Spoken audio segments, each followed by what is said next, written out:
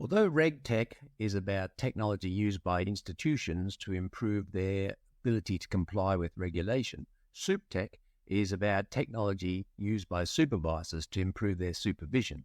And this is a different area which doesn't get quite as much focus, but is worth giving particular attention to this group, obviously.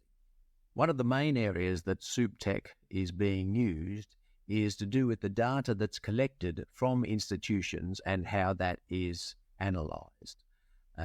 And a lot of these processes historically have been fairly manual, sometimes using paper-based forms even still in some cases. But even if they're electronically submitted, they may well just be aggregated information on particular forms. So the kinds of innovations that are being used are in the way that that data is both gathered and submitted.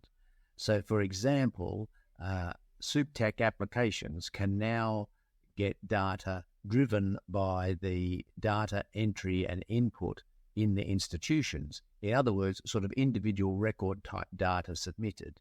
And this avoids the aggregation process, means that you get more detail, but it also means that you're less likely to be getting errors and aggregation mistakes, which cause you to go back and have to revise because you're getting the raw data itself.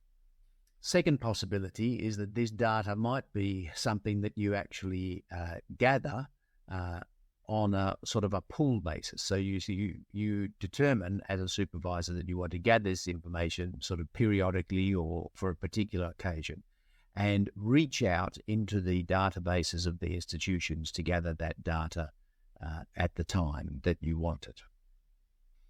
There's also a lot of SupTech available to examine the data once it arrives, to collate and correlate and validate that data, and to then analyze it and to then feed that to the frontline supervisory staff who can make their assessments, rather than having the supervisory staff spend a lot of time manually examining data and seeking clarifications on corrections of data errors.